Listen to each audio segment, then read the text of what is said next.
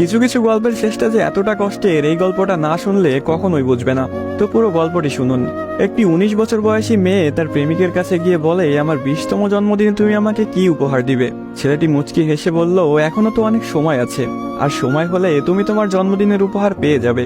বেশ কিছুদিন যাওয়ার পর একদিন হঠাৎ করে এই মেয়েটি অজ্ঞান হয়ে যায়। বাসার সবাই বেশ অস্থির হয়ে যায়, কিছুই বুঝে উঠতে পারছিল না কেউ কি হয়েছে মেয়েটার। তারপর সবাই মিলে তাকে হাসপাতালে নিয়ে গেল। হাসপাতালের ডাক্তার অনেক পরীক্ষা নিরীক্ষা করার পর তার পরিবারকে জানালো, সাদিয়ার হার্টে একটা ছিদ্র ধরা পড়েছে। এখন যদি খুব তাড়াতাড়ি হার্ট পরিবর্তন না করা হয়, তাহলে হয়তো সাদিয়াকে আর বাঁচানো সম্ভব হবে না। সবাই এই কথাটি শুনে কান্নায় ভেঙে পড়ল। সাদিয়ার মা বাবা কিছুতেই মেনে নিতে পারছিল না। সাদিয়ার প্রেমিক সাকিব তার বিষয়ে ডাক্তারের কাছ থেকে সবকিছু শুনে বলল, এ কিছুতেই হতে দিবে না সে। তারপর সাকিব মেয়েটির রুমে গেল, দেখলো তার ভালোবাসার মানুষটি বিছানায় শুয়ে আছে। সাকিবের কাছে যেতে এই মেয়েটি বলল, সাকিব, আমি মনে হয় আর বাঁচবো না। সাদিয়ার চোখের পানি মুছে দিয়ে সাকিব বলল, কে বলেছে তুমি বাঁচবে না? তুমি খুব শীঘ্রই ভালো হয়ে যাবে। মেয়েটি বলল, তুমি কি করে জানলে? ডাক্তার তো বলেছে আমার হার্টে একটা ছিদ্র ধরা পড়েছে, আর আমাকে বাঁচানো সম্ভব না। ধুর পাগলি, তোমার কিছুই হবে না, দেখো তুমি ভালো হয়ে যাবে।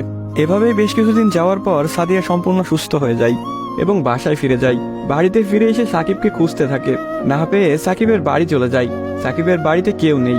অবশেষে সাকিবের ছোট বোনের দেখা পেল সাদিয়া। কিরে, তোমার ভাই কোথায়? সাকিবের বোন কোনো কথা না বলে হাতের ইশারা করে সাকিবের রুমটা দেখিয়ে বলে উঠল, টেবিলের উপরে আপনার জন্য একটা চিরকুট রাখা আছে। সাদিয়া কথাটি শুনে রুমে গিয়ে চিরকুট হাতে নিয়ে পড়তে শুরু করলো। প্রিয়তমা, আমি জানি যেদিন তুমি এই চিরকুটটি হাতে পাবে সেদিন তুমি সম্পূর্ণ সুস্থ হয়ে যাবে, সবকিছু ঠিক হয়ে যাবে আগের মতো, যেমনটা আমি তোমাকে বলেছিলাম। আমি বলেছিলাম না কিছু হবে না, দেখছো তাই হয়েছে। তুমি আমার কাছে 20তম জন্মদিনের উপহার চেয়েছিলে না?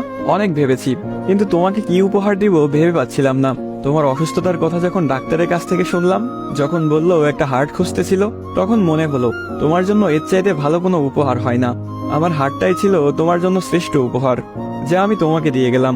মন খারাপ করো না, আমি আকাশের ওই উপর থেকে তোমাকে সব সময় দেখব।